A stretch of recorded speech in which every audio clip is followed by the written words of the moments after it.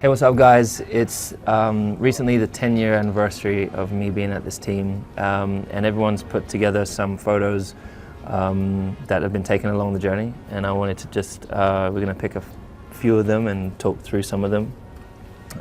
So here we go. I think I'm going to start off with this one, Bono and I, which I believe is, Australia 2013. Geez, look how young Bono looks. I think I look older there probably, but anyways, I remember that first race. I remember the decision I took to join this team, and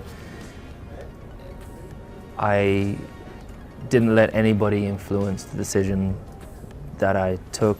I wanted to make it wholly with, just from my own judgment and just no influence. Just really, there were people that told me that I should have stayed at McLaren. My dad said stay. Loads of people said stay.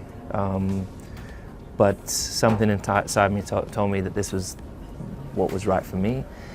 And got to the team, had my first seat fit with Bono, and I think people probably underestimate how long it takes to build up a relationship and a friendship and really get to understand how you both work. And especially that first year, I struggled with the car. We had some sort of a different type of suspension that I'd never had before, and I was struggling like crazy with it, but we eventually did get a win. And so I'll stop there. And speaking of my first win, I think that is it. Yeah, first win in Budapest, which has always been an amazing hunting ground for me, a track that I've really enjoyed. And I think this was really, if there were any doubts about the decisions, whether or not you were right or wrong, I think this was a confirmation that it was the right step. It was great to get back on the podium, and just also just solidifying the decision that the team took to be with me, to choose me. It's a picture of Nicky and I in 2018 in Australia, sorry. I miss Nicky so much. We had some of the best and funniest conversations. He was one of the funniest people I've ever met. I know he had been quite critical of me, and we hadn't actually met. So this is why I was at McLaren, and he was doing commentary, and he just had an assumption of who I was, and had these certain comments that he made. So for me, I'm like, Nicky doesn't like me. And I remember him giving me a call in 2012, and him asking me to come to the team. And I don't know if I even said, Nicky, you don't even like me, what are you talking about? But we met, and we had a really in-depth conversation.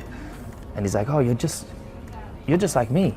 I'm like, yeah, Nicky, I'm a racing driver. No, you're a hard grafter. And so from that moment, we realized that we had a lot more in common than we both anticipated, and we had an amazing relationship. We used to fly together to races, particularly back from Japan. And he had the funniest stories that we would just be on the floor laughing, me and Toto, with the stuff that he would come out with. So he was such a fighter, and he's still very much part of the team. So one of the proud moments for me was Nicky used to always, if I did a good job, he would take his hat off, which he didn't take off for anything really.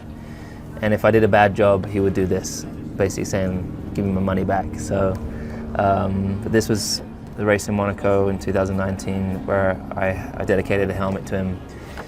And it was a really special day, to be honest, because we nearly lost the race.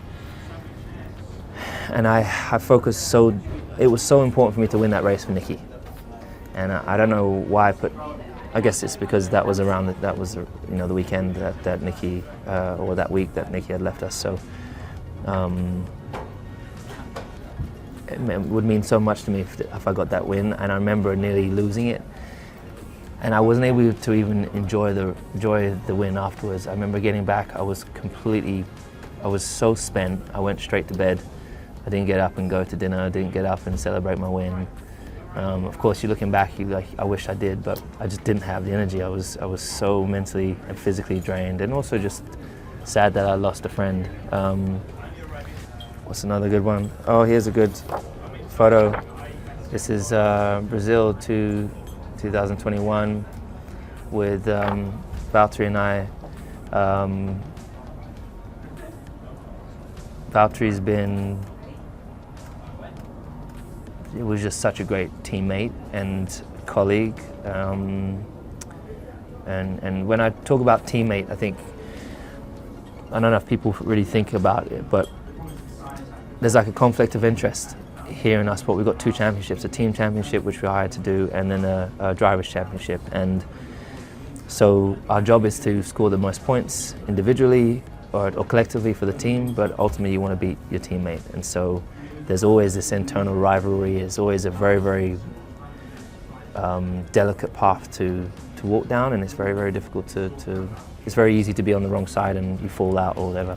Valtteri and I never fell out.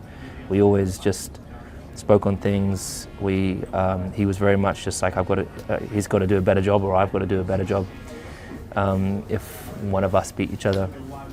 And we worked together to try and push the team together. So had amazing years together where he supported me and I supported him, and we still support each other today. And we travel together to races quite often, to and from races during the year. Yeah, so it's pretty cool. Another good one, this is in 2020 with Seb. And this was a huge year for me, and I think for the world and for the sport, where there was such an uprising and an uproar of people finally standing up and saying enough is enough of what was happening around the world. It's crazy to think that we still today suffer from hate crimes, from homophobia, from racism, and this was a really tough year because I'd gone through this sport as the only person of color for my whole career and life. And I remember coming to the first race and wearing a Black Lives Matter t-shirt, and I remember Seb standing by me and taking the knee with me, and then after that just seeing him grow in terms of the confidence he had to come out of his shell and fight for what he believed in. And we basically stood arm in arm against lots of different causes when people said that this is not, politics don't belong in sport. Well, human rights is not politics, it's human rights. It's actually everyone should be treated equally, everyone has a right to be treated equal, and damn it, we have this huge platform, and it should be used for good. It should be used for inspiring people, encouraging people, sending a positive message rather than, particularly when there's so much negativity out there. So I was really, really grateful for Seb being with me. This is a race in Spa that I won in 2020. This is just after Chadwick Boseman passed away. And this is just me saluting him. And the reason for it is that as a kid, I remember, my mum still has them all my action figures. I had Lego and all these action figures as most kids have. And I was very much into superheroes. But there were no superhero model action figures that looked like me. There was none on TV, there was none in books. So naturally, I never ever thought that someone with my skin color could be a superhero. And so you play with these toys, but there was not like, oh, I could be one. I can be a superhero out there. And Chadwick Boseman showed the world, and particularly young black kids and young kids of color, that they can also be a superhero. And he was the first black superhero out there, and so unfortunately passed away from cancer, and he didn't even tell anyone. I mean, what an amazing man he was. So we miss him dearly. This is Silverstone 2021. Love that trophy. It held it more times than I ever thought that I would deserve, but that's really been down to my team and all the British fans for their crazy, amazing, electrifying support through the year. This is, where is this? This is Japan 2019. We won the Constructors title as a team. This is just a fraction of the group of people, you know, courageous and determined and incredibly driven team that I get to work with day in, day out, and that I'm incredibly proud to be a part of. And when I see the faces of everyone here, it just reminds me of those ups and downs that we had, and that, you know, each and every one of us questioning whether we're on the right path, and then getting to where our ultimate goal was. So that's mega. This is a couple. I'll just do a couple more. This is me and my boy Roscoe. That looks like a long time ago. Oh, that's 2021. So Roscoe's been the mascot. I got Roscoe as a puppy, and I remember people telling me that I'll never be able to look after a dog, and I always like to prove people wrong. So yeah, that's my boy, that's my son, basically. Just do one more. Yep. This is Brazil 2021. I think I think for sure my best race ever, and one of probably the most special race of my career. I was so proud to hold this flag on the podium because I had watched the news through the pandemic. I'd seen the horrific stories and felt so much pain for so many people around the world that were losing people to the coronavirus, and obviously Brazil had lost, I think it was over 500,000 people through that pandemic, through neglect from certain individuals, and you could just tell there was so much pain within the country. And growing up, I've always loved Ayrton Senna, so you know, I'd watch him when he's carrying a flag. And anyways, I qualified pole, and then I got disqualified for a wing that was 0.02 millimeters out or something crazy like that, and which basically doesn't make any difference. I remember in that moment for me, I thought my heart just sunk because I knew that I had to win every race. And I remember in that moment, I thought, it's over, I can't win this world championship. And just with all the work that we had done through the year, I just felt so deflated and so powerless. And somehow, and it's been something that I've been able to do my whole career really, somehow I was able to like move on, like, know what, we're gonna get there, there's nothing you can do about the past, you move forwards, we can do this. And I just stayed in the evening and just put it aside. I did all the studying, I came back the next day, and I drove from last to first. And I saw one of the marshals holding the flag, and I stopped and grabbed it, and that was just one of the most special moments. And when I held the flag up on the podium, it was really just a signal to everyone within Brazil that I acknowledge you, I appreciate you, I appreciate Ayrton, and love Ayrton, always have since I was a kid. And you know, I think I was hoping that I would lift up the nation in some way, even though I wasn't Brazilian. So now I am Brazilian. So yeah, I think that's about it. And just this last one.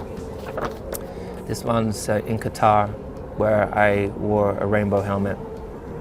For me, it's mind-blowing that we live in a time still where there are so many countries around the world, but you know, particularly a lot of human rights issues within the Middle East, women's rights,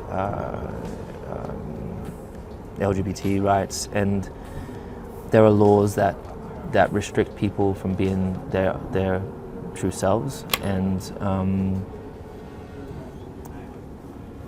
I've always been a risk taker, and I'm like, I'm gonna do this whether or not they're gonna throw me in jail. I don't care what they're gonna do. I'm gonna stand for something that I believe in, and even if it kills me. And I know that sounds crazy, but that's like, I've got to do this. I need to show people that